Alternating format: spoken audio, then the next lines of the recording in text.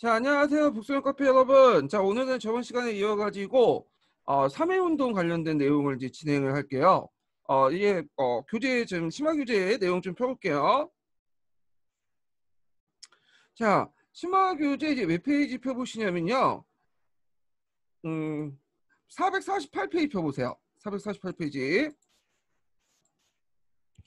자, 여기 이제 3.1운동 일어나기 전에 이제 대외적 배경을 좀 봐야 될 텐데요. 이 지금까지 기출 문제 보시면 알겠지만 3.1운동 그 자체에서는 문제가 안 나오고요.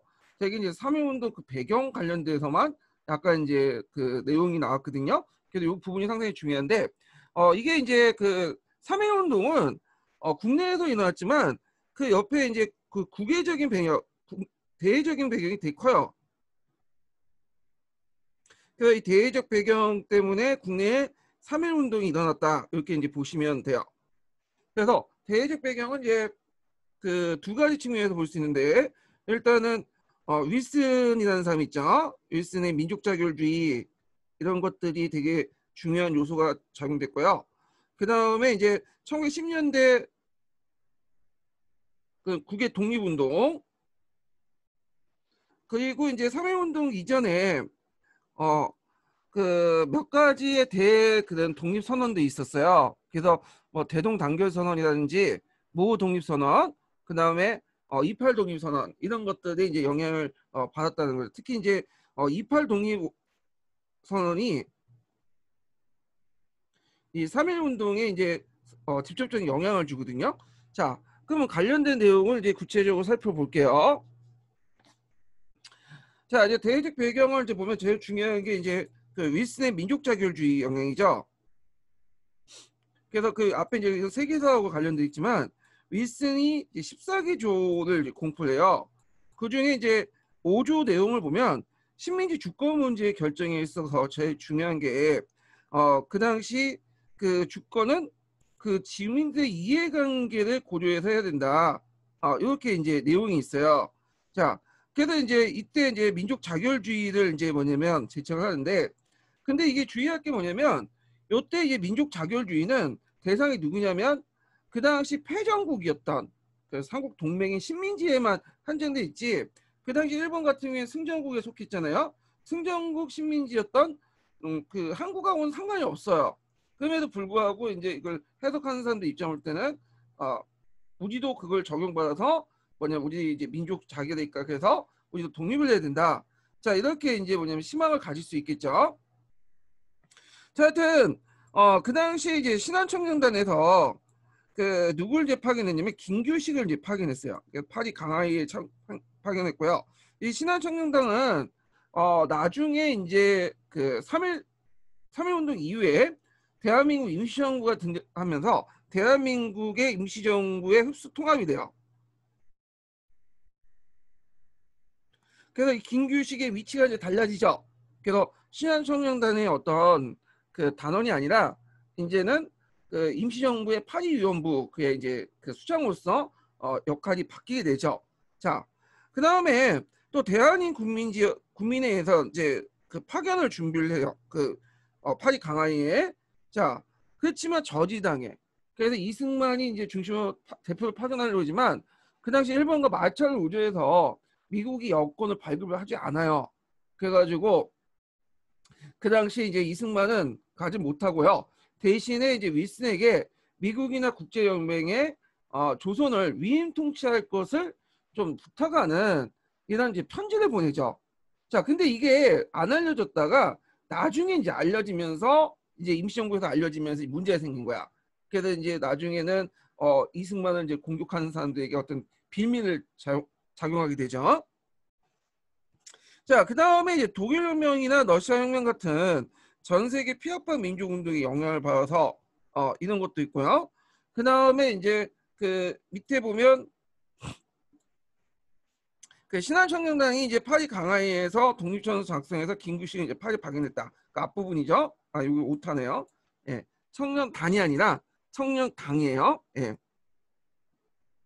자, 그 다음에 뒤에 넘어가서 그러면 우리가 이제 3.1 독립 그 운동 일어나기 전에 여러 가지 독립선언서가 있었어요. 그 대동단결선언, 뭐 모의 독립선언, 28 독립선언 이렇게 이제 있는데 한번 이제 좀 볼게요. 대동단결 선언을 볼게요. 대동단결 선언은 그 상해에서 발표했어요. 그래서 신규식, 신채호, 박은식 등 그런 사람들이 발표를 했고, 그 다음에 신한혁명당이 이제 주최도 이제 했는데, 전 시간에도 얘기했지만 신한혁명당은 원래는 복벽주의 단체였어요. 그러니까 복벽이라는 것은 예전에 조선왕조 돌아가자, 이게 임금 벽자잖아요. 그래서 이제 했는데 이게 이제 요때 계기도 해갖고 공화주의로 변화가 돼요. 그리고 우리가 단결하게는 임시정부를 만들 필요가 있겠다. 그래서 임시정부를 수립을 이제 주장을 하게 되죠. 그래서 이제 이때 이제 그 대동단결 선언을 좀 내용을 더 보고 이제 볼게요. 자, 융의항제라는 건 누구죠? 순종이죠, 순종. 순종 때 그 연호가 윤이었죠. 자, 삼보를 포기한 8월 29일. 8월 29일은 이제 일본이 우리나라를 병탄할 때죠. 자, 이래서 이제 그동안 숨을 멈출 적이 없었다. 그래서 우리가 동기가 삼보를 계승한 것이니, 여기 삼보라는 건 주권은, 형식적 주권은 이제 일본한테 넘어갔지만, 실질적으로는 우리가 계승했다. 뭐 이렇게 해요. 자, 그래서 이제 여기 쭉 밑에 보시면, 밑에 있죠. 8월 29일에 주권이 넘어가는 거는 항제권이 소멸될 뿐이지, 주권은 계속 넘어갔고요. 이 주권은 누구한테 넘어갔냐면, 민권, 그러니까 민에게 넘어갔다는 거야. 그래서 요때 민권에 이제 주권이 넘어갔기 때문에 요때는 이제 그 국민주권설 주장하죠. 국민주권설. 그래서 예전에 황제가 가지고 있었던 주권이 일제 병탄을 통해서 그 당시 그 국민에게 넘어갔고, 그리고 국민주권설 이제 주장하게 돼요. 그러면 주권이라는 것이 전제가 있어야 되겠죠. 주권이라는 것이 영구해야 되겠죠. 네, 연구하고 계속 가야지만 그런 것들이 넘어갈 수 있잖아요. 그래서 이제 이걸 이제 그 국민주권설의 전제가 주권 불면이에요. 그래서 나라는 형식상 망했지만 주권은 계속 있어서 황제에서 국민이 넘어갔다. 이렇게 이제 설명이 되는 거죠. 자, 그래서 이제 요렇게 좀 파악을 해두시면 되고요. 그리고 이제 이 대동단결 선언은 그다음 계몽운동과 의병운동을 최초 통합하는 시도였다. 이렇게 이제 보시면 될 것 같아요. 그리고 이제 그 민족유일당을 제안했죠. 국내 독립운동자들이 대동단결하여 유일무이한 민족의 대표기구를 세우자. 이렇게 이제 주장을 하게 돼요. 그래서 그 중심 기구로서 이제 임시정부를 이제 주장을 하게 되죠. 그래서 이제 대동단결 선언 그 내용 좀 파악을 해두시고요. 대동단결 선언을 기초로 한 사람이 누구였냐? 이것도 좀 기억을 해두셔야 돼. 조성왕이라는 사람이야. 이 조성왕이 이 대동단결 선언의 뭐냐면 총안을 만들었어요. 그래서 이 사람이 나중에 이제 우리가 알고 있는 상균주의를 제창을 하죠. 자, 그래서 있고 그 다음에 이제 무호독립선언을 볼게요. 무호독립선언. 자, 무호독립선언은 중강단이 이제 했는데 이 중강단은 대종교 중심의 단체라고 예전에 말했죠. 그래서 여기 보면 이제 이 무호독립선언은 또 대한독립선언서라고 해요. 그래서 이제 그 만주 길림을 중심으로 해갖고 외교 독립론이 아니라 전쟁을 통해서 독립을 쟁취하자. 그래서 만주의 군소 독립단체를 단합시켜 무장 항일 투쟁에 큰 영향을 줬다. 이렇게 이제 보시면 되는데 여기에 대해서 한번 좀 읽어볼게요. 자, 950번 보죠. 자, 민족 종교를 바탕으로 항일 민족의식을 고취시켜 조국을 강복하겠다 말겠다는 강복하고 말겠다는 굳은 결심을 다지게 되었다. 그리고 살신성의로 독립투쟁에서 민족의 자주 독립을 쟁취하겠다는 의지를 강하게 밝히고 있다. 소위 특히 이제 무호독립선언은 만주에 그 당시 군소 독립단체를 단합시킬 수 있는 계기를 만들어줬고 훗날 무장 항일투쟁에 혈전주의 맥을 계승시켰다. 혈전주의라는 거는 그냥 이제 혈전이라는 거예요. 피를 흘리며 싸운다는 뜻이죠. 그래서 이제 무장투쟁론, 무력투쟁론 이런 것들을 강조하는 거죠. 그래서 그런 그 항일투쟁, 무력투쟁의 맥을 계승했다. 이렇게 보시면 돼요. 실제 후에 이제 중강당은 맥을 잃은 북로 궁정선은 이 선의 산상에서 무장 혈전주를 계승하여 청산리 대첩이라는 것을 이끌어냈죠. 그래서 이제 나중에 3.1 독립선언서를 주축이었던 최진이나 최난섭 이런 사람들이 나중에는 뭐 친일파 정향한 거하고 비교할 땐 좀 대류되는 모습이죠. 그래서 시험 문제에 의외로 이제 그 우리가 되는 3.1 독립선언서, 기미 독립선언서 내용이 되게 중요한데도 불구하고 안 나오는 이유가 뭐냐면 제 생각이에요. 그는 이 그 3.1 독립선언서, 기미 독립선언서를 이제 제청했던 그 많은 사람들이 모두 나중에 친일파로 변절했죠. 그런 측면에서 이제 뭐 강조를 안 하는 것도 있을 것 같아요. 물론 28 독립선언도 이제 나중에 이강수가 제청해서 이제 이강수가 친일파 변조했긴 했지만 이 3.1 기미 독립선언서 같은 경우 그 변절자가 너무 많았거든요. 뭐 그렇게 해서 이제 그런 측면에서 이제 볼 수가 있고요. 자, 그 다음에 이제 일단 이런 선언을 발표하면서 이제 중앙당이 중국 전역이나 연해줄 때 미국 지역까지 있는 것에 영향을 줬다는 거. 그 다음에 이제 28 독립선언서를 볼게요. 이 28 독립선언서가 3.1 운동에 큰 직접적인 영향을 줘요. 직접적인 영향을 주고 그 앞에 이제 뭐냐 독립선언 같은 경우에는 그 상대적으로 그렇게 알려지진 않았어요. 왜냐면 뭐 대동단계선언이나 모독립선언은 그냥 아는 사람들끼리 모여가지고 이렇게 선언을 하고 끝마친 데 반해서 28 독립선언 같은 경우는 일본 동경에서 이제 선언을 했잖아요.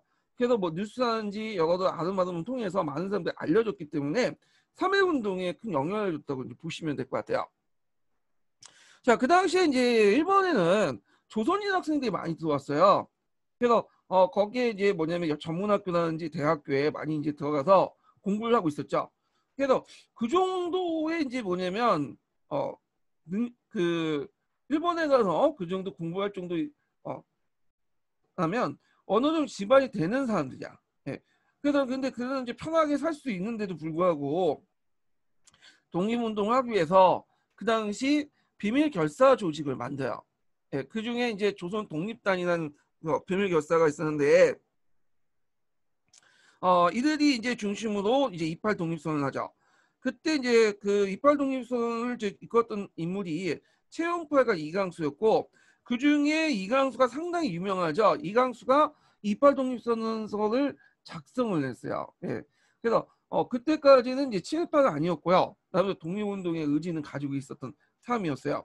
그래서 이강수가 그런 집필했고 나중에 이제 3.1 운동이 일어나니까 이강수가 이제 임시정부가 만들어지잖아요. 그래서 임시정부 쪽 가죠. 그래서 거기에 이제 독립신문 주필도 하고 그렇게 했는데 어느 일본 애들이 이강수의 연인을 여자친구를 잡아서 이제 경찰서에 이제 뭐냐면 그 유치장에 쳐넣었다는 소식을 들은 이강수가 배를 타고 국내에 들어오게 돼. 근데 그 소식을 듣고 이제 일본 경찰이 딱 인천 항구에 기다리고 있었죠. 그래서 딱 잡아다가 경찰서에 갔는데 이 사람이 2, 3일 만에 풀려 나온 거야. 그런데 멀쩡한 상태에서 금방 풀려 나간 거야. 그래서 사람들이 어떤 생각을 했냐, 이강수가 변절했구나 그런 생각을 든 거죠. 왜냐면 일단 잡혔으면 그 당시에 고문이 허용되니까 고문을 했겠죠. 2, 3일 만에 풀어주지 않겠죠. 당연히 한두 달 정도 이제 집어넣고 재판 받고 뭐 깜빵에 쳐넣든지 그랬을 거 아니에요. 근데 이강수가 이제 멀쩡하게 이제 이렇게 나온 거예요. 그래서 이때부터 이강수가 완전히 친일자로 전환을 하죠. 근데 그 전까지는 상당히 독립투사였어요. 예. 하여튼 이때 이제 이강수가 초안을 만들었던 게 28 독립선언인데 그래서 3.1 독립선언서보다 더 강경하게 일제 침략을 고발하고 독립을 위해서 최후의 1인까지 투쟁을 하자 이렇게 했는데 근데 이 28 독립선언서는 내용을 보시면 알겠지만 강력하게 투쟁을 하자고 내세웠지만 실제 무력 투쟁을 하자는 내용은 아니고요. 어떤 이제 뭐냐면 강력한 어떤 민족의 독립 의지 이런 것들을 내포한다는 의미에서 강력하게 투쟁하다는 것뿐이었지 주로 어디에 호소를 냈냐면 국제혁명 같은 국제사회에 호소를 냈어요. 그래서 이걸 통해서 이들이 우리를 민족 자유주의에 입각해가지고 독립을 시켜줘야 된다 이런 식의 이제 논리를 피게 된 거죠. 근데 좀 약간 현실성이 없겠죠.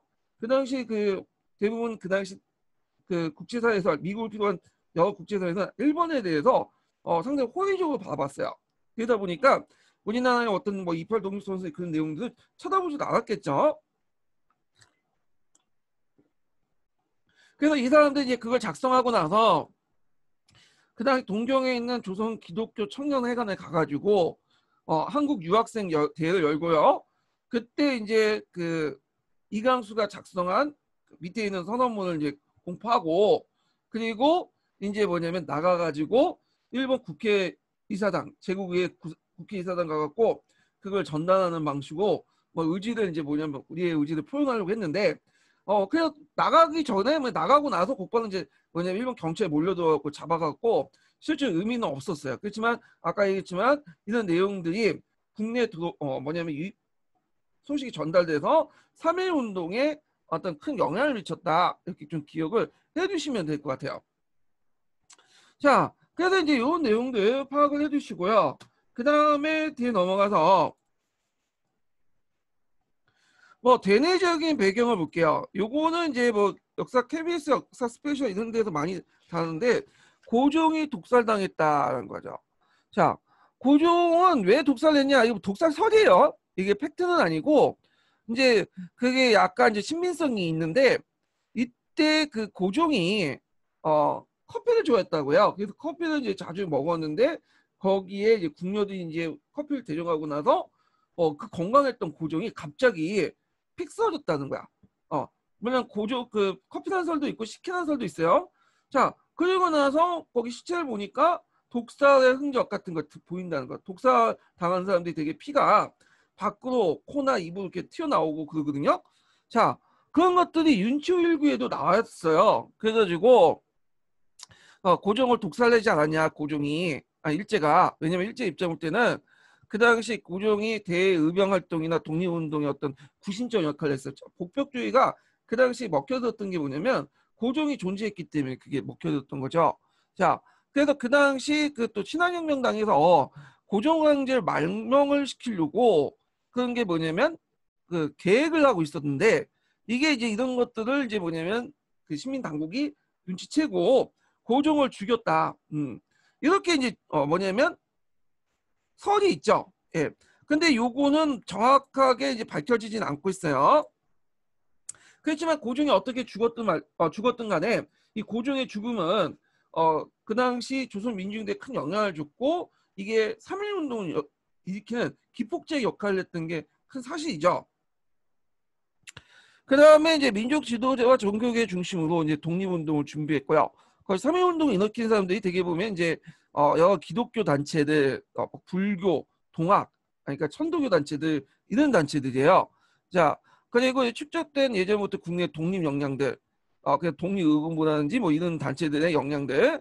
그 다음에 1910년대 일제 식민통치에 대한 반발로 각지의 이제 농민폭동이나 노동자 폭동들이 일어났죠. 특히 농민폭동이 되게 많았는데, 그 전 시간에도 얘기했지만 1910년대에 그 대다우지의 농업 정책 때문에 여러 불만이 있었겠죠. 그래서 육지면 같은 우리 품종에 맞지 않는 육지면을 강요한다든지, 일본식 그런 조신령 같은 그 품종들을 강조한다든지 등등 해가지고 이게 강제 실시하니까 이게 된 불만들이 쌓였던 거죠. 자, 그래서 나중에 그 3.1 운동이 일어날 때 원래는 비평화시였잖아요. 평화시였죠. 근데 나중에 이제 이게 폭력투쟁으로 바뀌게 된 것이 이 농민들이 그 참여하면서 이제 폭력시위로 바뀌게 된 거야. 왜냐면 농민들이 그동안 쌓였던 것들 되게 폭발돼 나왔잖아요. 자, 그런 것도 있었다. 그래서 이제 운동계획 수립 같은 경우에는 주로 종교계 중심으로 이루어졌고요. 거기에 이제 학생들이 이제 보조적으로 역할을 했죠.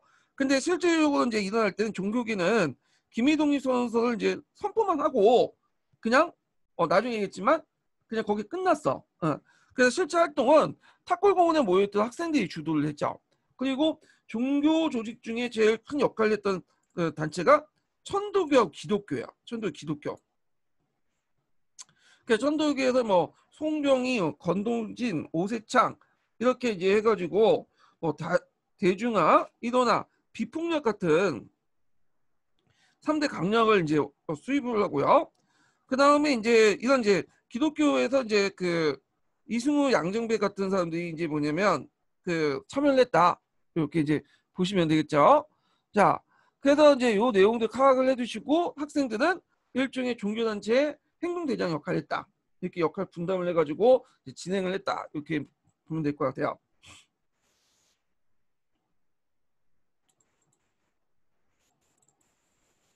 자, 3.1운동의 전개 과정을 보면요. 자, 여기에서 크게 이제 3.1운동은 국내에서 이제 기준을 볼 때는 1단계, 2단계, 3단계 이렇게 이제 볼 수가 있어요. 물론 이제 여기에 이제 더 추가하자면 대의적까지 이제 학교에서 만주, 연해주, 그다음 위주 이렇게 해갖고 요 지역으로 확산돼서 요 단계까지 뭐 4단계 이렇게 볼 수 있는데 요거는 이제 대외적인 걸 빼고 국내에서는 이렇게 단계로 이제 진행됐다라는 거죠. 처음에는 평화적 시위도했다가 나중에는 이제 뭐냐면 폭력적 시위로 바뀌는 양상을 띠게 되는데 이게 농촌 지역까지 확산됐대죠. 자, 그러면 구체적인 내용을 볼게요. 먼저 1단계를 보자. 자, 1단계를 이제 점화시킨 사람이 민족 대표자. 그러니까 이제 천도교라는 기독교 등등의 이제 종교 지도자들이 민족 지도자들이 모여가지고 이제 뭐냐면 독립선언을 하면서 출발했죠. 그 위에 있는 이제 3.1운동의 기미 독립선언서 있죠. 뭐 오등은 그 조선의 독립국인가 그 조선의 자주민임을 선언하다. 뭐 이게 예전에 기출 예문에 딱 한마디 딱 나왔어요. 그게요. 그래서 이제 이때 이제 천도교 측에서 이제 제시했던 대중화, 일원화, 비폭력 같은 3대 원칙을 확립하고요. 그래서 그 당시 이제 그 천도교, 기독교 등 여러 단체들이 뭐냐면 민족 대연합을 전선을 구축했는데 의외로 유림들은 참여가 미비했다. 상대적으로 볼 때. 그래서 유림 같은 경우는 뒤에 이제 좀 약간씩 그 3.1운동 자체는 참여하는 것보다는 뒤에 이제 유림 단체들이 뭐 국제사회에 호소하는지 이렇게 이제 했는데 이건 뒤에 좀 얘기를 할게요. 자, 그래서 이때 이제 운동 방법으로 이제 논의했던 것이 뭐냐면 파리 강화인의 월슨에게 독립청원서를 보내고 일본 정부에 독립의견서를 보내고 그걸 통해서 국내 독립선언서 발표, 각 지방의 선언문을 낭독하고 만세 시위 같은 걸 척탁했는데 실질적으로 이제 얘네들 생각은 뭐냐면 우리가 뭐 독립을 할 때 뭐 무장 독립을 해가지고 투쟁을 해갖고는 일본하고 심이 안 되니까 안 되고 현실적으로 국제사회에 호소를 하거나 일본 정부에 호소해서 우리를 독립하거나 적어도 뭐냐면 우리에게 어떤 시민 일본에게 호소해서 우리 어떤 자치권을 좀 확보하자 그런 의도에서 한 거야. 그래서 그것도 이제 일본하고 적극적인 투쟁보다는 주로 이제 만세 정도의 뭐냐면 평화 시위를 하자. 근데 문제는 국내 독립선언서만 딱 발표하고 거기에 끝났다는 거죠. 원래 만세에 참여하려고 했는데 이 민족 지도자들이 막상 독립선언서를 공포하고 나서 참여를 안 했어요. 그래서 그때 참여했던 사람들이 뭐 우리가 알기로는 이제 33명 정도 되는데 태화관이라는 게 있어. 태화관. 이 태화관이 이제 왕실 요리를 주로 했던 전문 요정이었는데 거기에서 이제 일단 공부를 하고 나서 그리고 이제 태화관에서 나가서 학생들과 이제 합류해갖고 대중들 성공해서 이제 만세 운동을 해야 되는데 그걸 이제 원래 계획인데 그걸 이제 안 하고 어딜 전화했냐면 일본 총독부에 전화를 했죠. 그리고 총독부를 전화해가지고 우리가 이렇게 독립선언서 했으니 잡아가 달라. 그래서 이제 총독부까지 잡아가서 이제 뭐냐면 유치장에 들어가게 되죠. 예. 근데 왜 그냥 만세 시위까지 할 경우에는 딱 보니까 계산기 들어보니까 자기가 한 2, 3년 살고 나와야 될 것 같아. 그러니까 이제 여기에서 그냥 벌금형이나 뭐 집행유예 정도 기대하고 이런 행동을 한 것 같아요. 그래서 이게 훗날 되게 욕을 얻어먹거든요. 그래서 유명한 강사분이 그걸 가지고 친일 행적이다 막 해갖고 막 하고 그것 때문에 또 소송 걸고 막 그러는데 팩트는 팩트예요. 네, 그렇게 했어요.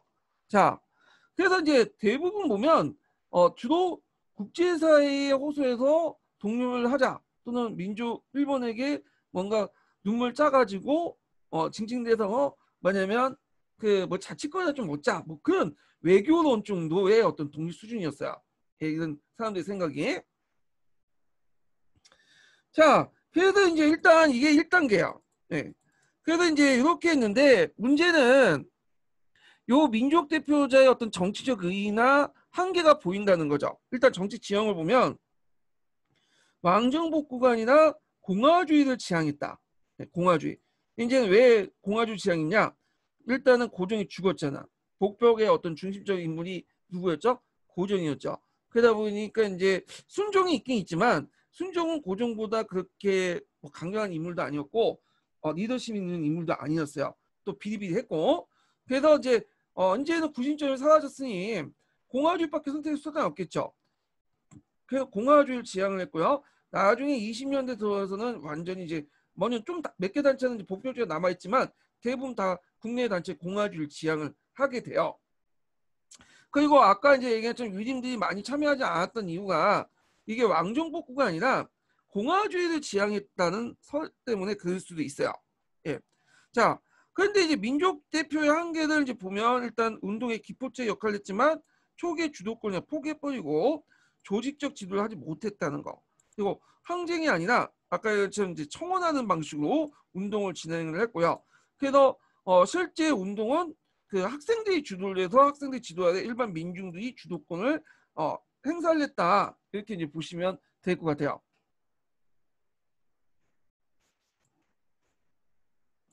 자, 2단계를 볼게요. 2단계는 이제 도시 중심으로 확산되는 단계야. 그러니까 대도시에 이제 확산됐다가 이제 중소도시까지 이제 확산했는데 그 당시에는 철도망이 있었잖아요. 그래서 서울에서 폭발된 것이 곧바로 소식망이 여러 지방 도시들로 확산되면서 이제 전국화되는 단계죠. 그래서 이제 청년 학생을 중심으로 전국 도시를 확산하고 이때 뭐 상인 노동자 같은 여러 다양한 계층들이 참여했다.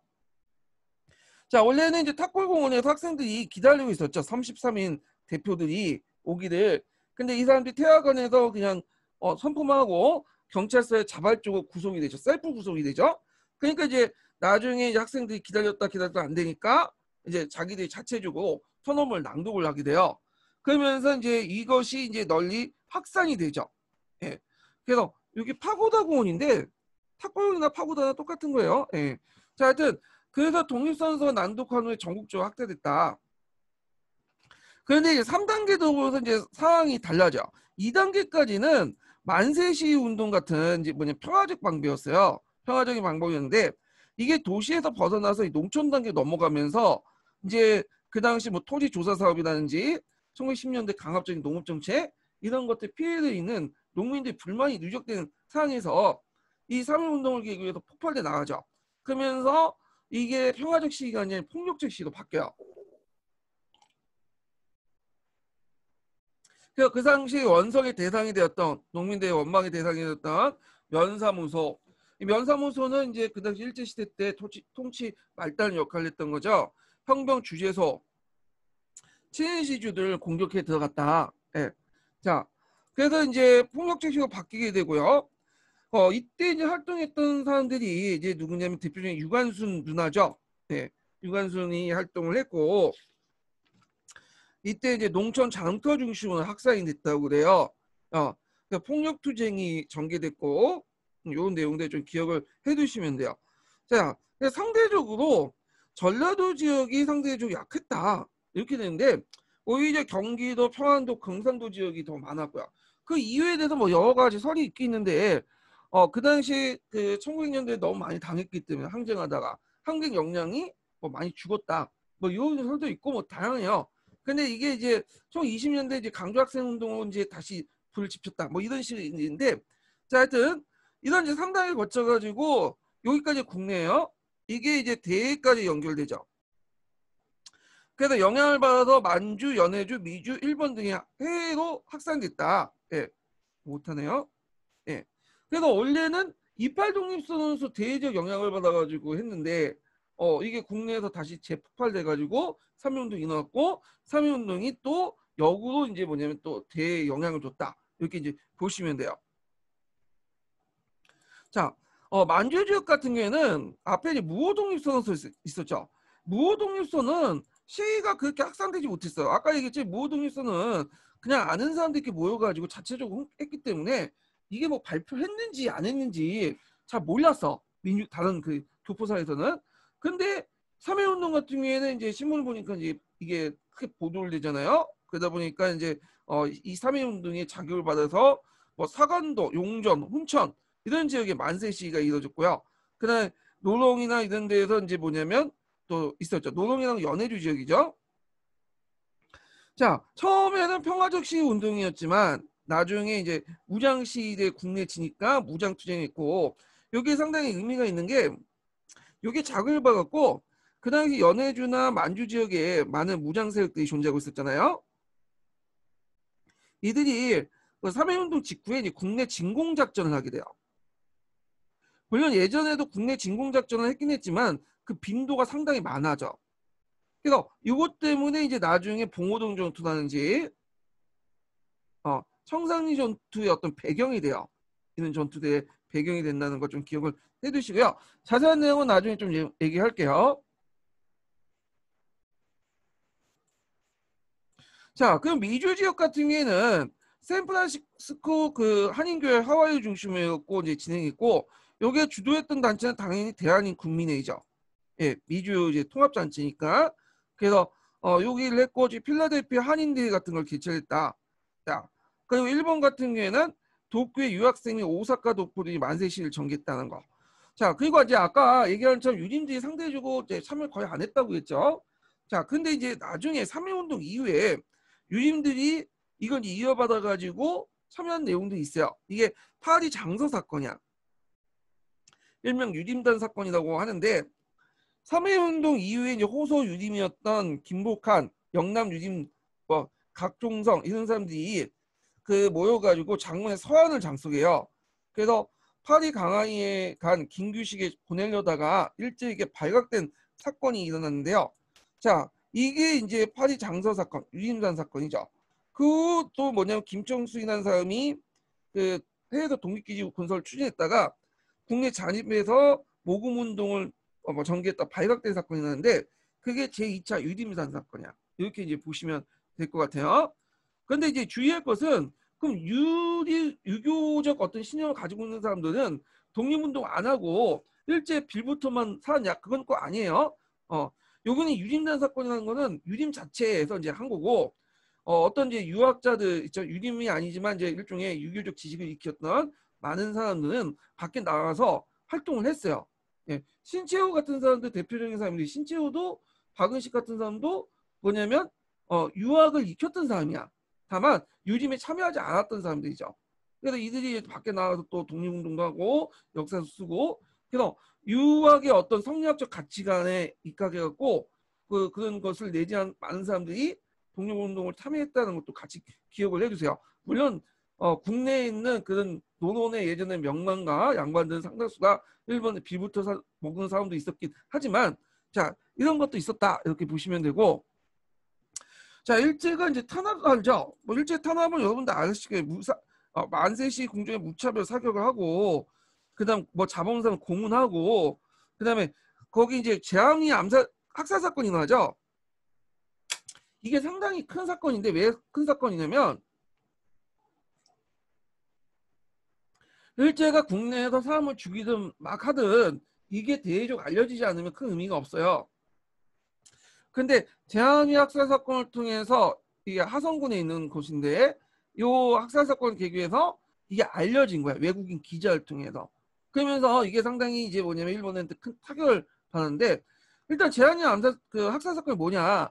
그 당시 그 하성군 제암리에 그 마을 사람 30명을 제암리 교회에 가다 놓고, 그 당시 못 나가게 이제 뭐냐면 다 쳐놓고요.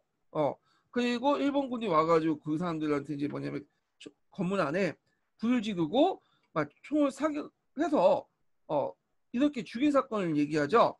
근데 이걸 일본 그 외국 기자가 이제 보고 나서 그걸 신문에 실었어요. 외국 신문에. 그러니까 이제 사람들이 놀란 거야. 이거 끔찍한 일이 있구나. 한국민들은 일본의 통치 아래 행복하게 살고 있다고 얘기를 들었는데, 막상 이게 3.1 운동이 일어나고 제암리 학살 사건처럼 일본 애들이 탄압을 했잖아요.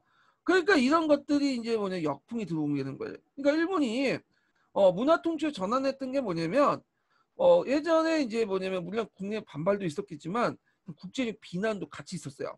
또 일본은 그 당시에 세계 열강들에게 눈치를 볼 수밖에 없었거든요. 뭐 경제적인 측면이라든지 그 당시 뭐 그 불평등 조약 개정 등등 해서 그래서 이제 기껏 쌓아놓은 이미지가 그냥 무너진 거잖아요.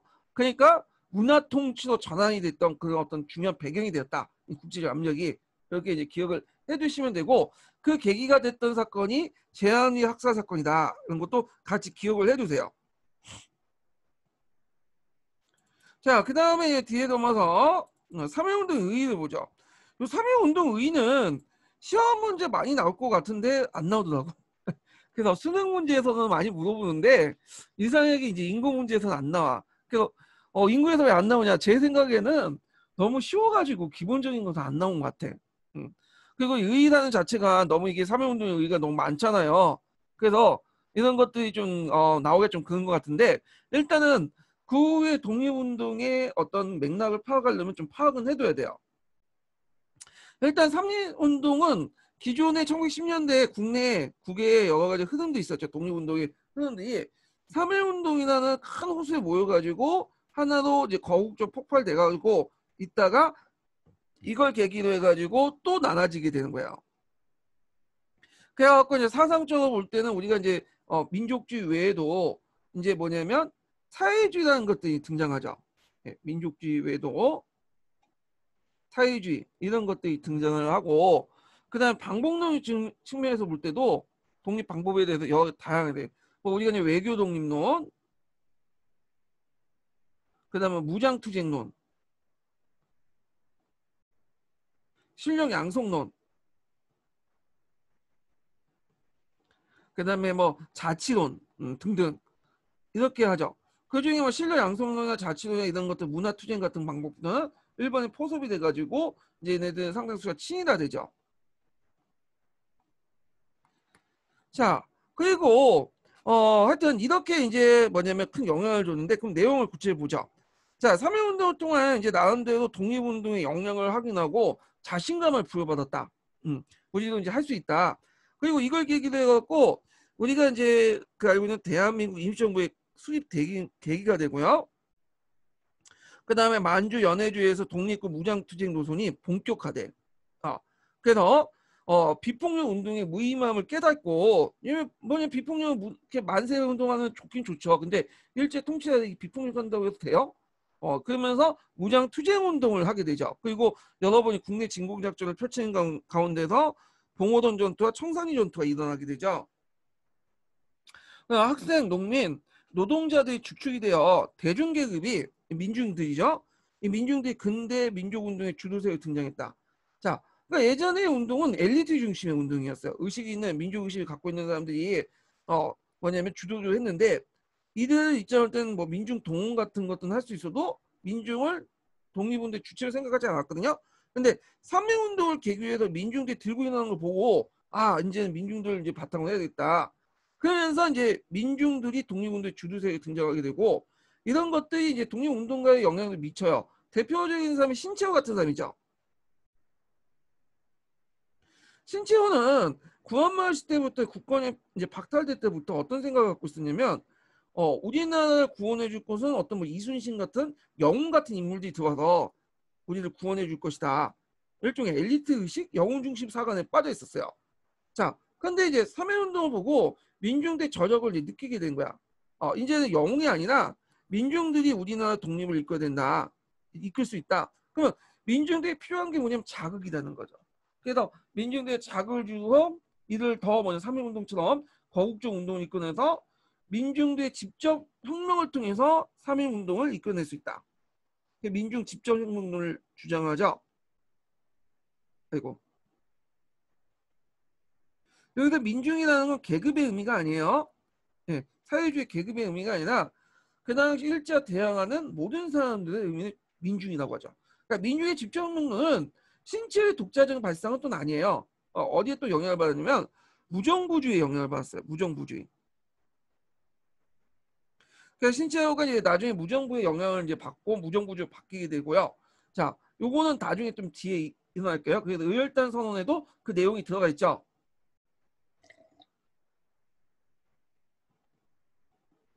그 20, 30년대 또 이제 학생운동, 농민운동, 노동운동, 사회운동, 여성운동의 어떤 투쟁의 모델이 돼버리죠. 그래서 토대가 됐다는 거. 그리고 거기에 참여했던 사람들이 이제 신분이나 계급, 남녀를 떠나서 전민족적으로 참여했다. 그래서 거족적이고 근대적 민족주의 형성에 큰 영향을 줬다는 거. 그리고 독립운동의 분수령의 역할을 했죠. 이건 아까 이제 요거와 연결돼서 이제 보셔야 되는데, 자, 이념적으로 이제 사회주의와 민족주의가 분열이 됐고요. 예, 그래서 1920년대 들어가면 이제 그 사회주의 혁명, 볼세비키 혁명의 성공을 해서 뭐 중국이라든지 일본, 우리나라는 다 사회주의의 어떤 영향을 받게 돼요. 그래서 우리나라도 이제 그 국외나 일본을 통해서 사회주의가 유입되기 시작하죠. 그래서 민족주의 분화가 있는데 민족주의 안에서도 타협적 민족주의와 비타협적 민족주의가 등장하죠. 타협적 민족주의 계열은 되게 요런 계열들, 실력 양성론자, 자치론 이런 사람들이고, 근데 우리는 이제 타협을 못하겠다, 절대 독립을 내세우는 사람들이 이렇게 되죠. 그래서 이렇게 뭐 절대 독립론, 실력 양성론, 외교 독립론 뭐 등등 여러 이제 방법론이 분화되기 시작했다는 거. 그 다음에 이제 약소 민족의 반제 해방 운동에 큰 영향을 미치는데 뭐 중국의 오사 운동, 그 다음에 인도의 비폭력 운동, 관례 등등 했다고 하는데, 근데 요거는 약간 우리만 좀 약간 주장하는 것 같아. 이 부분은요. 예. 자, 그리고 이제 국내 일본의 통치에서 문화 통치로 전환되는 계기를 마련했고, 그 다음에 또 운동 방법에서 이제 공화주의가 정착이 됐죠. 예전에 두 개가 있었죠. 복벽주의와 공화주의 이렇게 있었는데, 그 3.1운동 이전에 이제 고종이 죽었잖아요. 그 고종이 죽으면서 구신전이 상실되면서 이제 공화주의가 정착되고, 공화주의에 입각해서 임시정부를 수립을 하자, 이런 논리가 나와요. 그래서 요 임시정부를 이제 가정부라고 하거든요. 가정부. 그러니까 임시정부가 가정부라고 하는데, 요 가정부를 수립하자, 이 신한민법 내용이 나와요. 예. 자, 그 내용도 이제 파악을 해두시고요. 자, 그러면 989번 한번 잘 읽어볼게요.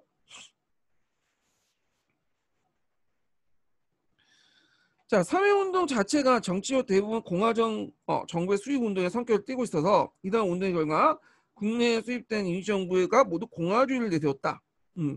이렇게 이제 뭐냐면 보시면 될 것 같고요. 자, 그러면 이제 넘어가서 이제 한계를 볼게요.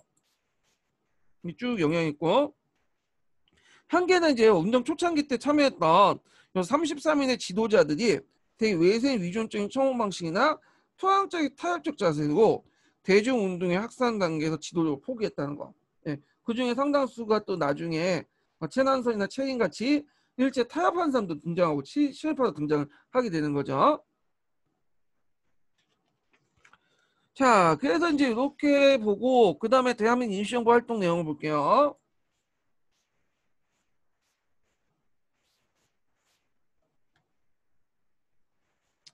자, 대한민국 임시정부는 최근에 많이 나오고 있어요. 한 세 문제 정도 나온 것 같고, 예전에는 한 몇 문제 나왔다가 지금 안 나왔다가, 최근에 이제 뭐 거기 들어가신 교수님이 뭐 임시정부에 피를 꽂힌 사람들이 있는지 모르겠지만 이런 그 문제들을 많이 내더라고요. 그래서 임시정부 활동은 꼼꼼히 봐주셔야 돼요. 예. 일단 임시정부는 어느 것을 이제 바탕으로 했죠? 3.1운동을 계기로 해서 수립됐죠. 3.1운동. 그래서 종전에 분산적이고 이게 파편적으로 운영했던 독립운동을 임시정부를 통해 구심점 역할을 하려고 했다. 그래서 이걸 통해서 임시정부 체계를 잡으려고 했다는 거 여기 기억을 해두시고요. 자, 그러면 국호에 대해서 좀 볼게요. 이때 이제 국호를 이제 우리가 이제 예전에 조선이 있었잖아. 일본 그 통치할 때 우리나라를 조선이라고 했거든요. 조선민중 뭐 이렇게 얘기를 했죠. 조선을 할 것이냐. 근데 또 한편으로는 대안을 할 것이냐, 이런 논쟁이 있었어. 임시정부 이제 그 수입할 때. 그래서 이제 경합을 벌이다가 대안으로 망했으니 대안으로 흥하자. 그래서 대안이 된 거야. 근데 대한 제국이 아니라 이제 민의 주권이 있는 국민 주권론에 있어서 대한민국이 된 거죠. 대한민국. 그래서 보면 우리나라 역사 보면 많은 국구가 변한 것 같지만 실제 그렇게 많이 변하지 않았어요. 되게 보면 요게 한 세 가지로 요약할 수 있어요. 고려, 조선, 한, 이걸 뭐 위층에서 대한이라고 하죠. 또 요 안에서 거의 뭐냐면 노나라, 그 국호들이. 그래서 지금도 뭐 북한에서는 조선인민공화국 그 이렇게 하고, 그다음 뭐 고려 공화 항공 뭐 이렇게 얘기하잖아요. 우리나라에서는 이제 대한민국 이렇게 이제 얘기하고 예. 자 일단 이렇게 내용을 볼게요. 자 국가원 피탈 독립단체에 대한 항해투쟁이 확대됐고 3.1운동 이후에 독립운동의 체계화의 조직의 필요성이 느끼게 되고요. 이것은 이제 대동단계선언서가 그걸 제기를 했죠. 그래서 우리가 하나로 합쳐서 독립운동을 하자. 그래서 이제 했고, 그 다음에 또 윌슨의 민족자교주의가 일본의 식민지 조선에도 적용되는 기대를 가지고 또 외교 활동도 같이 하자. 뭐 해갖고 나중에 좀 얘기했지만 그 당시 그 초창기 때 그 임시정부의 큰 비중을 차지했던 것이 이승만을 중심한 외교 독립론이에요. 외교 독립론. 예. 이게 또 복잡해. 요건 좀 뒤에 좀 다시 얘기할게요. 자, 임시정부 분산과 통일을 볼게요. 자, 우리가 이제 은혜 알기로는 임시정부는 세 개도 알고 있죠. 한성정부, 대한민국 임시정부, 대한국민회의 이렇게 이제 알고 있었지만 실제 임시정부는 기록만 보면 8개 임시정부가 있었다고요. 그래서 이제 뭐 우리가 잘 알려지지 않지만 듣보잡이지만 그 대한민국 정부라는 것도 있었고요. 기후지방에 조선민국 정부라는 것도 있었고 그 다음에 신한민국 정부, 고려공화정부 등등 있었어. 8개인데 근데 실제를 가지고 있는 거는 2개라고 보시면 돼요. 2개. 뭐가 뭘까요? 대한민국 임시정부와 대한국민의회야. 요 한성정부를 비롯한 나머지 정부들은 선언만 하는 일종의 문서상 정부야. 문서상 정부. 근데 이제 문서상 정부지만 이제 한성정부를 정통성을 삼았던 이유가 뭐냐면 일단 국내에서 일어났고 한성이라는 것이 우리나라 예전에 그 조선왕조 수도였잖아요. 그러니까 어떤 정통성이 있겠죠. 법통성. 그런 것들을 개선한다는 측면에서 한성정부를 내세웠지만 실체를 가지고 있는 정부는 대한민국 임시정부와 대한국민이었다. 이렇게 이제 보시면 되겠죠. 이때 대한민국 임시정부는 상하이에 세워진 거고 통합되기 이전이에요. 그 다음에 대한국민회의는 연해주에 만들어진 거죠. 그래서 이렇게 이제 분산된 정부가 있었지만 통합운동을 거쳐갖고 통합논의를 거쳐갖고 결국엔 상하이에 대한민국 임시정부가 구성이 됐고요. 이건 최초의 민주공화적 정부였고 어떤 민족 독립운동의 중추적 기관 역할을 했다는 거죠. 그러면 여기에서 이제 일단 중요한 세계 정보를 좀 볼게요. 대한국민회의가 결성된 거는 블라디보스토크야. 여기 교포가 많이 살고 있는 곳이죠. 그래서 대통령은 송병희, 부통령 박영호, 그다음 국무총리 이승만, 국무총리 이동희 이런 사람을 추대하려고 했고요. 서울에서는 그 당시 이제 그 집정관 총재로 한성정부 잠깐 이제 발표하고 없어진 정부인데 이때 이승만을 이제 내세웠어. 근데 여기 좀 눈여볼 게 뭐냐면 다 이승만이 한 번씩 다 끼죠 한 자리에. 그건 이제 뭐겠어요? 그거는 뭐냐면 그 당시 이승만이 대한민 국민을 장악하고 있었거든요. 대한민 국민에는 돈줄을 가지고 있었던 거야. 돈줄을 쥐고 있었기 때문에 자금 지원을 받으려면 어떻게 하든 이승만을 갖다 모셔놔야 돼. 그래서 이승만이 뭐 직접적 허락을 하든 그럼 지도 모르든 자기도 몰랐을 경우가 되게 많았을 거야. 그냥 한 자리 이렇게 다 집어넣는 거야. 이렇게. 근데 이런 것들 좀 보시면 되고 또 이승만이 다른 데서는 뭐 임시의정원이라든지 뭐 국무총리 끝밖에 안 되는데 여기 서울에서 보면 13도의 집정관 총재에 올렸다고 했죠. 물론 이제 형식상이지만 이때 집정관이라는 건 뭘로 해석할 수 있냐면 대통령이라고 해석할 수 있어. 대통령. 네, 대통령. 그러니까 그 이승만은 우리가 이제 알고 있는 상해 그 나중에 임시정부에 이제 활동을 했던 사람인데 근데 실제로 자신의 이제 명함에는 항상 그 뭘 내세웠냐면 상하이 임시정부의 그 국무총리라는 말보다는 그 대통령이라는 말을 썼어요. 한성정부 대통령, 프레젠턴트, 집정관을 이제 대통령이라고 이제 번역을 해갖고 썼는데 이게 이제 뭐냐면 임시정부 수립할 때부터 통합적 임시정부가 수립될 때부터 말이 많은 거야. 이게 되게 그거에 대해 불만을 가지게 되겠죠 많은 사람들이. 왜냐하면 당시엔 국무총리인데 이때 상하이 임시정부에 있을 때요. 왜 대통령이라는 말 쓰냐. 그래가지고 했는데 일단은 이제 뭐냐면 그것 때문에 대통령 말 쓰지 마라. 그렇게 이제 했던 거예요. 근데 이승만이 이제 하도 대통령 하는 게 편하다. 왜냐면 그 다른 상대국들 상대하려면 외국들 상대면 좀 자신의 위상이 있어야 될 거 아니냐. 그런 식으로 이제 반박을 하게 된 거죠. 그래서 나중에 통합된 이제 상하이 임시정부가 만들어질 때 이승만의 얘기를 듣고 좀 약간 마음에 안 들지만 뭐 설득력 있다 해가지고 일단 대통령이란 이승만을 이제 모셔 넣었어요. 이제 임시정부에 그때 통합된 임시정부 대통령인데 근데 이 사람은 그러면 상하이 임시정부라는 대통령 써야 될 거 아니야. 일단 자기 원하는 대통령이 있으니까. 근데 대통령이란 그 상하이 임시정부 대통령이 아니라 한성정부 대통령이라는 말 계속 쓰고 다녀요. 왜 쓰냐? 상하이 임시정부는 내가 비록 대통령이지만 의정원 세력들이 너무 강하다. 그게 꼴 보기 싫다는 거야.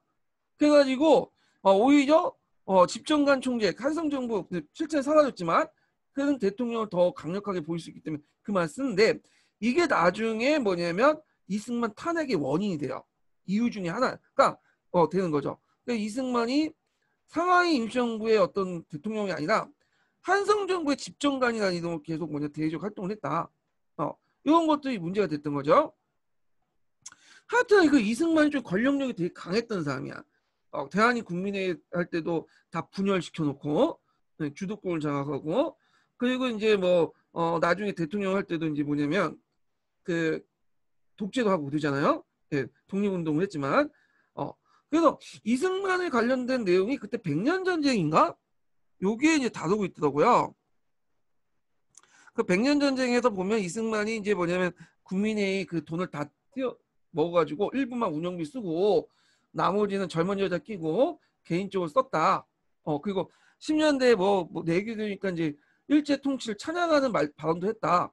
그런 것도 있는데 물론 일부 그런 사실도 있긴 있겠죠. 근데 이제 이승만도 나름대로 독립운동을 했고 일제 찬양했던 그 반응도 아마 그 당시 1910년대 초반 때는 미국에 대한 우호적인 사람들이 많았어요. 미국이 이제 약간 일본에 대한 우호적인 사람들이 많았어요. 근데 그걸 여론을 의식해서 이제 얘기를 한 것도 있을 거예요. 그래서 이승만이 가도 있었지만 그거 가지고 있는 공도 부정해서는 안 되겠죠. 그렇지만 이승만이 내부 분열을 해책했고 그 당시 또 뭐냐면 자금 띄어먹고 유용했다는 거 어느 정도 일리는 있는 것 같아. 내 생각에는 조금만 보내주고 하여튼 문제적 인물이었어요. 예. 자, 그래서 이제 이렇게 해서 이제 뭐냐면 이렇게 좀 기억을 해주시고 자, 그러면 임시정부 세계 임시정부를 통합을 할 때 이제 크게 됐던 것이 뭐냐면 어디에 설치할 것이냐 임시정부를. 그래서 두 가지 안이 있죠. 상하이 중심론하고 그다음에 무장투쟁론, 만주안 이렇게 했는데 상하이 안은 이제 주 내용이 뭐냐면 그 당시 우리나라 큰 외교 독립론을 해야 되기 때문에 그다음 외교 독립하면 상하이가 좋다. 왜냐면 상하이 같은 경우에는 외국계 그 조개들이 몰려 있잖아요. 영사관도 많고. 그래서 거기에서 하면 좋겠다. 그런데 무력투쟁론을 주장했던 만주안들 보면 얘네들 논리는 뭐냐면 만주나 연해주에 있어야지 우리가 그 국내 직공작전을 효율적으로 수행을 할 수 있다. 이렇게 주장을 해요. 그래서 상하이 중심론을 내세웠던 사람들은 주로 상하이 임시정부 개통의 사람들이고 그 만주는 그 무력투쟁론 이렇게 주장했던 건 블라디보스토크에 있는 대한국민회의 사람들이죠. 결국에는 이제 타협을 봐서 상하이안을 채택을 해요. 예. 그래서 이제 그 당시 그 한성정부와 상하이 임시정부의 외교 독립론과 그다음 대한민국민의 무장 독립론을 이제 흡수 통합을 해갖고 하자. 그런데 물론 대한국민회가 이제 그 불만사도 있겠죠. 일부 임정이 불참하는데 대한국민회가 통합됐던 것이 뭐냐면 이동희가 적극적으로 이제 처음에 이동희도 이제 그 상하이 세우는 걸 이제 반대를 했거든요. 근데 이 사람이 좀 한번 물러나서 그럼 좋다. 그러면 내가 거기에 들어가서 참여하겠다 하면서 대한국민회에서 이제 참여하게 돼요. 이동희는 그 한인사회당으로서 그 당시 사회주의자였고요. 무장투쟁론을 주장했던 거야. 그래서 이동희가 참여함으로써 그 당시에 또 어떤 의미가 있냐면 민족주의와 사회주의의 통합의 의미도 있어요. 예.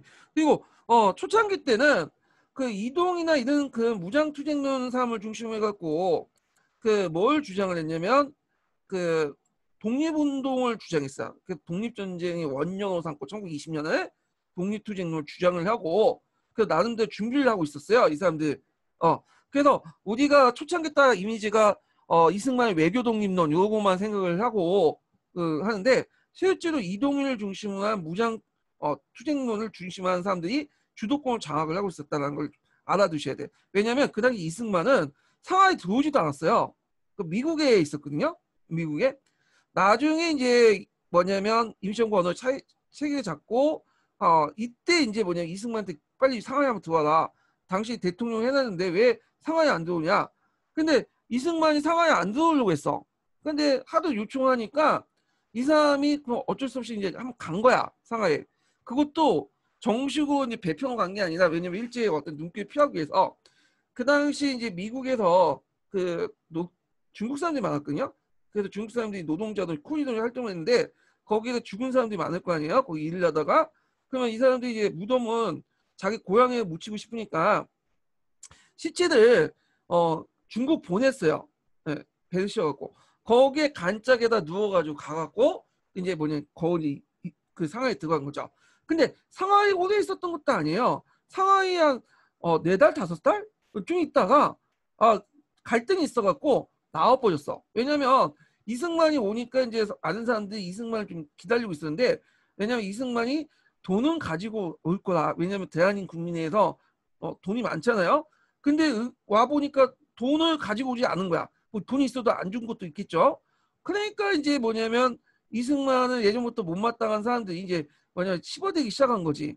거기다가 또 이승만이 예전에 위임 통치하겠다고 했던 그 내용이 서한이 나중에 알려지게 돼요.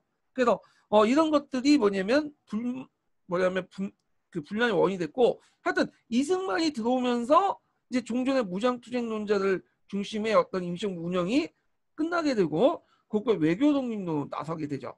그래서 초창기 때부터 그냥 외교 독립론 주구장창 한 게 아니라 처음에는 무장투쟁론을 했다가 이승만 귀국 후에 외교 독립론을 이제 돌아섰다. 근데 이 외교 독립론 성과가 냈으면 되는데 성과를 내지 못했고 거기다 이승만이 또 뭐냐면 자금을 제대로 지원을 못했고 유용했다는 의심도 갖게 되고 등등 해갖고 분열이 일어났던 거죠. 자, 그래서 이제 여기 그런 것들 좀 기억을 해주시고 자, 그러면 구성을 해볼게요. 한성정부의 법통을 계승했다. 일단 상징적인 의미에서 이제 한성정부의 법통을 계승했고요. 그 다음에 국민회의의 입법기관을 흡수하고 의정원이죠. 그래서 의정원에 그 국민회의 쪽에 사람이 많고 이 사람들이 이승만을 상당히 견제를 해요. 의정원의 권한을 높여놓고 그러니까 이승만 입장일 때는 이게 마음에 안 든 거야. 권력을 내가 독점을 해야 되는데 이 사람들이 의정원의 견제를 받아야 되잖아요. 그 다음에 상하이는 이제 임시정부가 실제로 위치한 곳이죠. 그 다음에 이동희 같은 한인사회당은 그 어떤 단체냐면 우리가 이제 그 고려공산당이라는 게 있어요. 나중에 좀 얘기했지만 그 고려공산당 전에 2개의 조직이 있었는데 그 중에 하나가 한인사회당 계열이야. 그래서 이 한인사회당은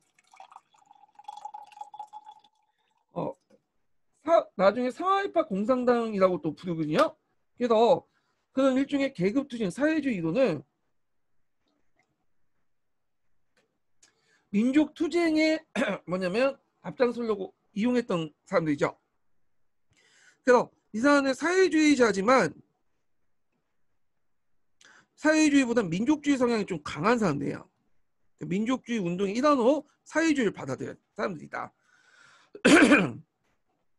좌우 연합적인 성격을 가지고 있다. 이렇게 이제 보시면 될 것 같아요. 자, 그러면 한번 관련된 내용은 이제 한번 좀 읽어볼게요. 여기 1200, 12번을 좀 보죠. 자, 블라디보스토크의 국민회의 정보를 흡수하여 입법기관을 형성하여 하고 한성정부의 법통과 인맥을 계승하여 행정부 조직하는 형태를 마무리했다. 자, 이렇게 해서 새로운 법이 만들어지고 내각과 의정부를 구성하여 형성된 단일정부에 대한 단일정부가 대한민국 임시정부다. 자, 한국 최초의 공산주의 단체인 한인사회당이 이 한인사회당은 상해파 공산당이라고 했죠. 나중에 자, 이들이 대한민국 임시정부에 참여하게 되자 임시정부는 출발부터 제한적이긴 하지만 좌우 연합적인 성격을 띠고 있다. 이렇게 보시면 되고요.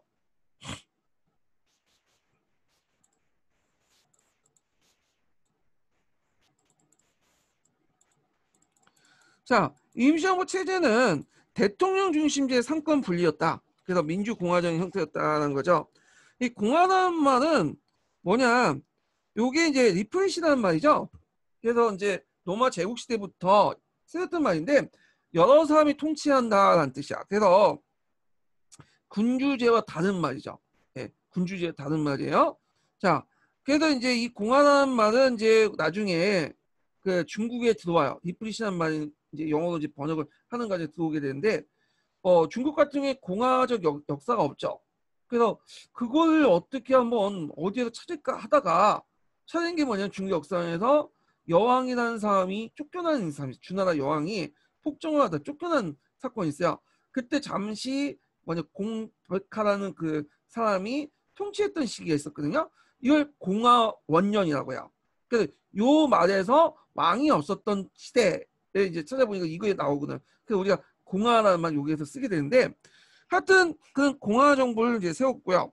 자, 임시정부 구성에서는 임시정부 대통령, 이승만 대통령, 그리고 이동희가 국무총리 하는데 실제 초창기 때는 이승만이 그 미국에 있을 때니까 요 사람이 주도했다고 보시면 돼요. 그 다음에 입법기관 임시위정원, 사법기관 법원, 행정기관은 국무원 이렇게 설치했다. 그러니까 상권 분리가 된 거죠. 초기 때는. 자, 그래서 임시헌법을 공포하고요. 그리고 독립운동 방향을 이제 설정하고 등등을 했다는 거죠. 아이고.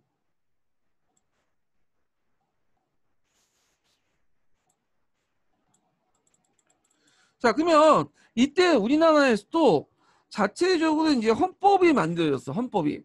그 임시정부 헌법을 만드는데 그 임시정부 헌법 내용을 좀 볼게요. 이거 가끔씩 이제 뭐냐면 인고에도 나오고 수능에도 나와요. 그 내용을 보면 크게 이제 1차부터 5차까지 이제 개헌이 있었는데 1차 개헌하고 2차 개헌 때는 이제 상하이 있을 때 이제 했던 거고요. 그 다음에 3차는 이제 그 당시 막 중일전쟁 와중이었어요. 아니, 중일전쟁 와중이 아니라 이제 일제 침략기 와중이었죠. 예. 그래서 이제 중일전쟁 끝나고 이제 일제 침략기 그 와중이 있었죠. 그래서 막 상해 사변도 있었고 그다음 중일전쟁도 있었고 뭐 그거 왔다 갔다 한 거예요. 그래서 수도를 이제 그 당시 옮겨 다녀요. 그 당시 국민당 정부에 따라서 그래갖고 뭐 여러 곳을 옮겨 다닐 때고 상해에서 뭐 이렇게 여러 지도 옮겨 다닐 때고 4차, 5차는 이제 국민당 정부가 마지막으로 정책된 곳이 어디야? 중경이죠. 그래서 중경식이야, 중경. 그럼 이게 이제 좀 보면 1차 때는 대개 한성정부의 행정 지휘를 계승해서 대통령 중심이었다. 이승만이. 그리고 국무원 총리였던 이동희가 했는데 나중에 이제 이승만이 탄핵을 받아요. 탄핵. 이 탄핵받는 얘기는 좀 나중에 할게요. 그래서 물러나고 강제로 물러난 거죠. 그리고 나서 박은식이 있다가 대통령 좀 해먹다가 국무령 중심으로 바뀌게 돼. 그래서 국무령 중심의 내각 책임제로 이제 바뀌게 돼요. 국무령 중심의 내각 책임제인데 이게 뭐냐면 그 당시 이제 그 김구가 이제 그 당시 남아 있었으니까 김구를 중심으로 해갖고 뭐냐면 좀 약간 그 임시 의정원이나 이런 걸 뭐냐 권한을 분산시키는 그런 체제였다 이렇게 보시면 돼요. 근데 이 국무령 중심의 내각 책임제는 약간 이제 뭐냐면 거기 주도했던 인물들이 막 교체가 되니까 국무령 자체가 이제 뭐 김구 해먹다가 다른 사람도 했고 막 왔다 갔다 하니까 되게 불안한 거야. 그래가지고 3차 개헌 때는 뭘로 바뀌냐면 국무위원 중심으로 바뀌어요. 국무위원 중심의 집단 지도체제로 바뀌어요. 그래서 대여섯 명 정도 되는 국무위원들이 뭐냐면 집단을 지도를 체제해 갖고 돌아가면서 하는 체제로 바뀌었다. 예. 그러니까 국무위원 때는 이동영, 뭐 이상용, 홍진, 김구 이렇게 이제 뭐 자주 교체돼서 정치가 안정되지 못하니까 3차 개헌 때는 국무위원회 중심 지도체제로 바뀌게 되고요. 그리고 그때 이제 주석직을 선택하는데 이때 주석은 되게 이제 중국에서는 제일 우두머리를 그 조직의 우두머리 주석이라고 하거든요. 아마 그거에 영향을 받은 것 같은데 그 어떤 국무위원회 제1인자가 아니라 국무위원을 주재하는 사람이에요. 돌아가면서 국무위원회 회의를 주재하는 이런 사회자 역할을 했던 게 주석이야. 뭐 그렇게 강했던 건 아니에요. 근데 이런 것도 기억을 해두시면 돼요. 근데 어떤 분은 국무위원회 중심 지도 체제가 좌우합작에 영향을 받았고 그 당시 이제 그 이런 거에 의해서 서로 돌아가면서 통출하기 위해서 아니면 좌우 여러 가지 세력들 포함을 시켜서 했다라고 주장하시는 분인데 그건 아니에요. 네. 이거는 그 당시 2차 기원 때의 국무령 중심의 지배 체제가 불안전하기 때문에 이런 안정을 깨하기 위해서 한 거라고 보시면 돼요. 예. 자, 요거 내용이 이제 그 밑에 있어요. 줄을 한번 읽어볼게요.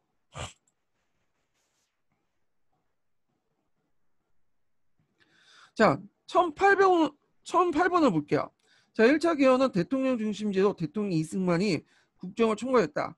그러나 대통령 중심제 불합리한 점이 있어서 1925년에 국무령 중심의 내각 책임제로 바뀌었다. 이때 국무령은 이동영, 이상용, 홍진, 김구 등 여러 인사들이 자주 교체됐고 정치적으로 안정되지 못했기 때문에 2년 뒤에 3차 개헌을 통해서 국무위원 중심의 집단 지도 체제를 바꿨다. 예. 요 이유야. 정치적 안정되지 못했기 때문에요. 예. 요거 좀 기억을 해주시고요. 그 다음에 3차 개헌의 또 특징은 뭐냐면 이때 이제 어떤 논리가 나왔냐면 이당 치국이라는 논리가 등장했어요. 이제 정부를 통해서 중심을 잡지 않고 당을 중심으로 하자. 그래서 이당 치국이 이제 논리가 도입이 돼가지고 그때 이제 여러 중국 관내에 있는 여러 단체들이 이제 하나 모여서 통합당, 가칭 유일당이라는 걸 만들어가지고 뭐냐면 하자. 나를 통치하자. 그래서 임시정부도 그 유일당 안에 들어가자. 그래서 3차 개헌 때는 어떤 이제 하냐면 이 3차 개헌은 이제 임시정부는 이제 폐기된 대상이고 앞으로 유일당 운동을 준비하는 단계에서 이 3차 개헌을 만들었던 거야. 그래서 위임정부 형태였죠. 그래서 유일당부터 등장하기 전까지 잠시 위임하는 형태의 정부 형태를 유지한 거야. 3차 개헌. 자, 그러다 보니까 정부의 역할보다는 이제 국번 넘어가니까 임시 의정원 중심 운영했어요. 국무원보다는. 그 국무원은 국무원위원 중심으로 집단체제 운영이 됐고.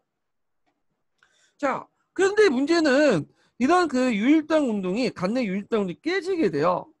깨지게 되니까 이제는 또 대외적으로는 또 중일 전쟁도 일어나고 등등해서 복잡하죠. 그래서 항일 운동을 이제 제대로 수행하면 뭔가 구심점이 필요하다. 중일 운동 기간 동안 그래가지고 이제 주석제가 등장하죠. 이때 주석제는 단순히 국무원위원회 중심에서 그냥 사회만 봤던 사람이 아니라 우리가 생각한 대통령 있죠. 대통령처럼 막강한 권한을 갖고 있는 사람이야. 그래서 이 주석 지도 체제, 김구를 중심한 주석 지도 체제도 강력하게 발휘되고 5차 대 때는 이제 좌우합작적 영향이 또 들어가게 되죠. 그래서 김구가 들어가고 부주석에서는 이제 약간 사회주의빨이 나는 김구식이 또 들어와요. 그리고 김구식은 이제 약간 이제 뭐 사회주의보다는 중도파에 속하지만 자, 하여튼 이런 식으로 해갖고 좌우합작적 연합의 성격을 갖고 있는 그래서 일단 김구 중심의 어떤 단일 지도체를 유지해야 돼. 거기에 부주석으로 김구식을 두어서 좌우합작 연합에 대비를 하려고 했다. 이런 내용을 좀 기억을 해두시면 되고요. 그 다음에 2차 개헌 때는 사법권 조항이 없었어요. 왜냐면 이제 재판할 대상이 없으니까 폐지했는데 문제는 이제 독립운동 하다 보니까 변절자가 많이 생기죠. 일정에 나온 것처럼. 그래서 이 변절자를 처벌하기 위해서 다시 심판원이라는 조항을 이제 줬고 그리고 아까 이제 조선위용대가 일부가 강복권을 두게 되죠. 그래서 이제 좌우합작 연합적인 성격을 띠게 됐다는 거. 한국 체제, 그러니까 앞으로 돌아와서 이제 귀국한 다음 정부를 구성하는 그런 체제였다. 이렇게 보시면 될 것 같아요. 예. 그래서 예전에 그 3차 개헌과 관련된 문제가 시험 문제 나왔어요. 예. 이당 치국에 입각한 유일당 운동을 뭐냐면 중심으로 했던 그 시기에 위탁정부 형태 위탁정부로서 이제 하기 위해서 3차 개헌을 했고요. 그 내용이 예전에 시험 문제 나왔으니까 좀 기억을 해두시면 될 것 같아요. 자, 그렇게 내용이 있고, 그 다음에 대한민국 임시정부 활동을 볼게요. 자, 임정 초기 때는 그 연통제를 통해서 국내와 만주를 연결했고, 나름대로 자금줄을 이제 그냥 받아왔죠. 근데 그게 잠깐 있다가 이 연통제가 1921년에 뭐냐면 발각이 되죠. 이 조직 자체가. 그래가지고 이제 뭐냐면 자금줄이 막히게 되는데, 자 이렇게 있고요. 그 외교 독립을 추구했는데, 요 외교 독립용 이전에 무장 투쟁론을 주장했던 데가 있었다는 거. 이동희 같은 사람을 중심으로. 그래갖고 이제 무장 투쟁 원령 같은 걸 설정해 놓고 총 20년을 했는데, 도중에 이승만이 들어오면서 외교 독립론 방향이 틀어졌다, 바뀌어졌다. 요 기억을 해두시면 돼요.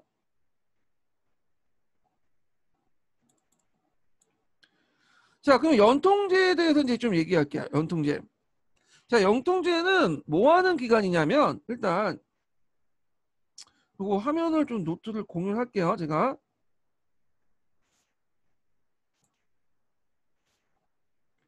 자,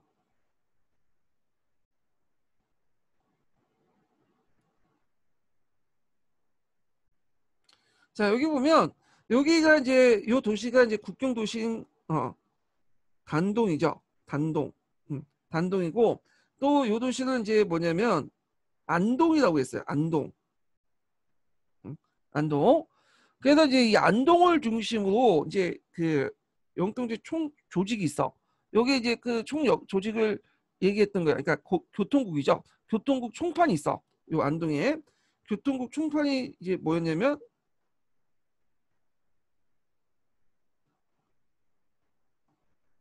이동양행이라는 그런 회사가 있어요.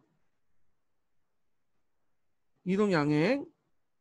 이동양행인데, 그 이동양행은 이제 어떤 사람이 운영했던 회사냐면 아일랜드였던 조지 소라는 사람이 운영했던 회사예요. 근데 이게 아일랜드 그 당시 영국의 잉글랜드 식민 지배를 받고 있었죠. 그러니까 나름대로 그 투사가 된 거야. 우리처럼 이렇게 독립을 하는 그런 민족이다. 그래갖고 이 이동양행의 그 당시 조지 쇼는 자기 회사를 빌려주고 그 당시 여러 가지 혜택을 편의를 봐줬어. 이종량의 자체는 이제 이 사람 아일랜드지만 영국계 회사가 있죠, 당연히. 그 당시 아일랜드는 영국의 통치를 받고 있었으니까요. 그러다 보니까 이제 치외법권적인 어떤 성격이기 때문에 거기에서 이제 활동을 했던 거야. 그래서 이제 교통국을 이제 중심지였고, 이 교통국은 일종의 통신기관 정보 수집 활동을 했던 거예요. 그래서 국내 중요한 지점마다 교통국을 설치해요. 여기까지. 서울이죠.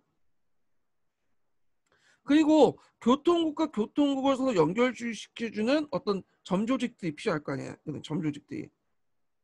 이게 여기는 교통국이고, 여기는 교통과 교통을 해갖고 점조직들 연결시켜주는 연통제요. 네. 그래서 연통제라는 말은 그 서로 연결시켜주자.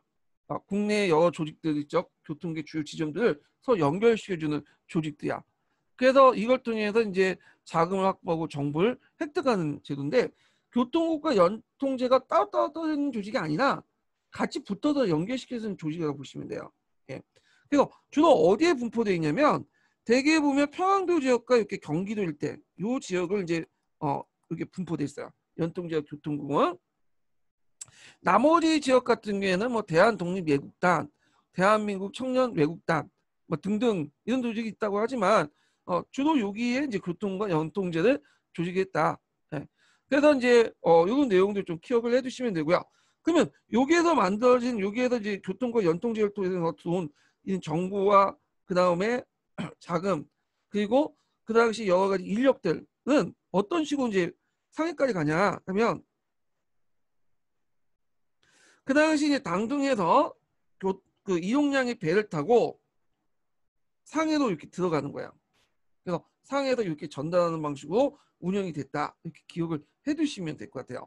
근데 문제는 이게 1920년에 발각이 돼버리죠. 연통제와 교통국이 발각되면서 국내 자금줄을 끌어들이지 못한 거야. 그래서 이제 뭐냐면 임시정부가 큰 재정적 곤란을 얻게 되는 거죠. 곤란을 겪게 되는 거죠. 자, 그래서 그 내용들 파악해 두시고 들어가서 다시 이제 볼게요.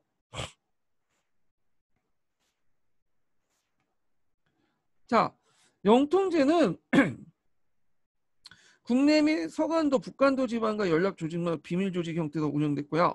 그리고 그 당시 각 도, 군, 면에 독판, 군감, 명감 등 정부 연락자의 책임을 뒀고 또 간도에 독판부를 설치했다. 그리고 정부 문서와 명령의 전달, 군자금 조달, 정부의 보고, 독립운동의 지휘 감독을 했다. 그래서 국내 인구세를 징수하고 독립공채를 발행하는 등 호응이 되게 컸다라는 거죠. 그리고 그 영통제역 그 중간중간 교통을 뒀죠. 그래서 군, 면, 만주의 안동지부 이렇게 해가지고 이렇게 이용량을 중심으로 해갖고 했고요. 그리고 통신기관 역할을 했고 정부의 수집 및 분석, 교환, 연락 업무를 담당했다. 이렇게 보시면 돼요. 그 관련된 내용을 한번 읽어볼게요. 그 여기 이거 너무 많네. 네. 1012분부터만 읽어볼게요. 임시정부 일제 물세틈 없는 경계를 뚫고 경상, 남북도, 충청도, 제주를 제외한 모든 지역에 영통제를 실시합니다. 또 한인들이 살고 있는 나라 밖의 모든 지역, 중국, 만주, 러시아, 미국 지역에 영통제를 조직합니다.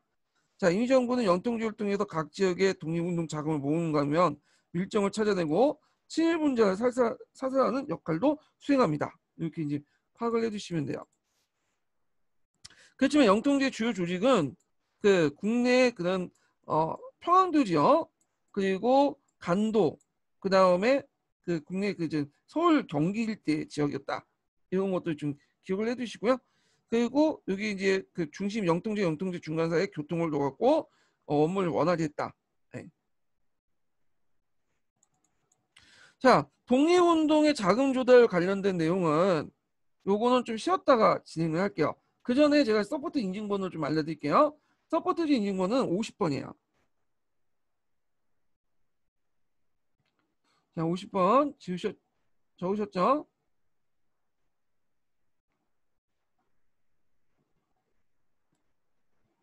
네, 좀 쉬었다가 진행을 하겠습니다.